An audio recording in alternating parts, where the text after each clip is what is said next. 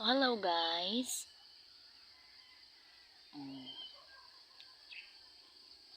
Hello guys, ang dami dito cabbage. So ito guys ang daan papunta sa aking station for today's election. So 'di ba ang gaganda ng kanilang mga cabbage.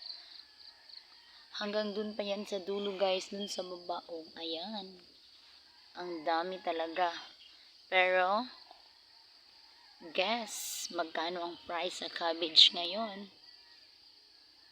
So, ang cabbage natin ngayon dito sa Dalaget ay 8 pesos per kilo. So, ano sa tingin nyo guys? Makatarungan ba ang presyo?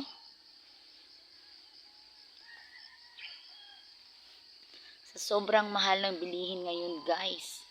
Grabe. Ang mura-mura ng mga vegetables dito sa aming bukid.